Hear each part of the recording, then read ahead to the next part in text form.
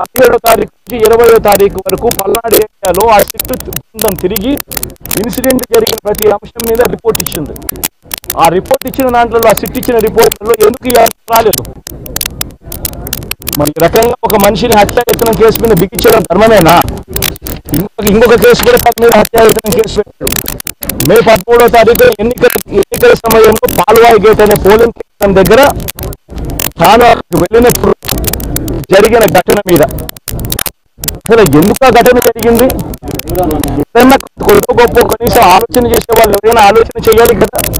అక్కడ ఉన్న ఎస్సీలను, ఆ గ్రామంలో ఉన్న సామాజిక వర్గం వాళ్ళు గ్రామంలో బూతులు లేకపోయి ఓట్లు వేసే పరిస్థితి లేకుండా ఉన్నప్పుడు ఎమ్మెల్యే ఆ గ్రామానికి వెళ్ళినప్పుడు ఎమ్మెల్యే ఆ పరిస్థితి చూసి ఎస్పీకి 4 సార్లు 5 సార్లు 10 సార్లు ఫోన్ చేసినా కూడా ఎస్పీ రాని పరిస్థితిలో ఉన్నప్పుడు, సిఐని ఎస్ఐని కూడా పంపించిన పరిస్థితిలో ఉన్నప్పుడు, అటువంటి బూత్లో, సెన్సిటివ్ బూత్లో కేవలం ఒకే ఒక్క హోంగార్డును పెట్టి బూతులు నడుపుతా ఉన్నారు.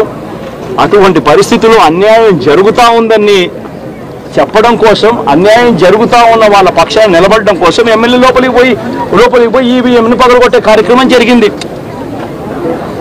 ఎందుకు ఈవీఎంలో నిజంగానే ఎమ్మెల్యేనే రిగ్గింగ్ చేసుకుంటా ఉంటే, ఎమ్మెల్యేకి అక్కడ నిజంగానే ఎమ్మెల్యే పరిస్థితి అంత బాగుండింటే ఎందుకు ఎమ్మెల్యే ఈవీఎం పగలగొడతాడు? వాళ్ళ పరిస్థితి బాగలేదనే కదా, అన్యాయం చేస్తా ఉన్నారనే కదా. అక్కడికి పోయినప్పుడు అన్యాయం చూశాడు కాబట్టే కదా ఈవీఎం పగలగొట్టాడు.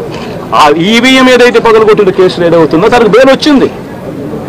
ఈరోజు తాను బెయిల్ లోపల ఉన్నది ఈవీఎం పగలగొట్టిన కేసులో కాదు, తన లోపల ఉన్నది ఈవీఎం పగలగొట్టిన కేసులో అన్యాయం జరిగింది అని చెప్పి, అన్యాయం జరుగుతూ ఉన్న పరిస్థితిలో ఎమ్మెల్యే అక్కడికి పోయి అడ్డుకునే కార్యక్రమంలో జరిగింది అని చెప్పి కోర్టులు కూడా గుర్తించాయి కాబట్టి తనకు బెయిల్ వచ్చింది.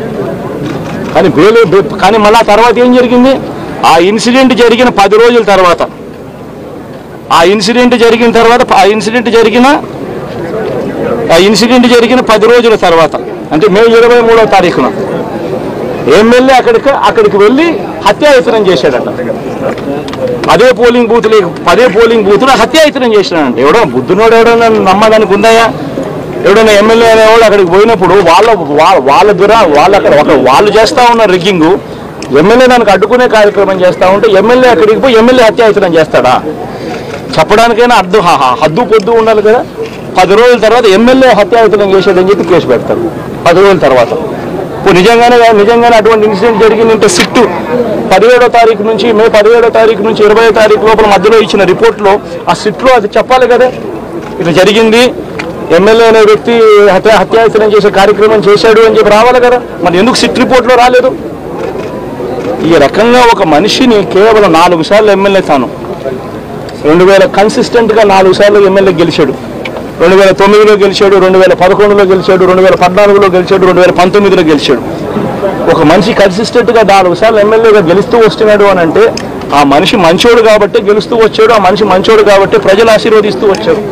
అటువంటి వ్యక్తిని తీసుకొని వచ్చి తప్పుడు కేసులలో ఈ మాదిరిగా బిగించడం ఎంత మటుకు ధర్మం?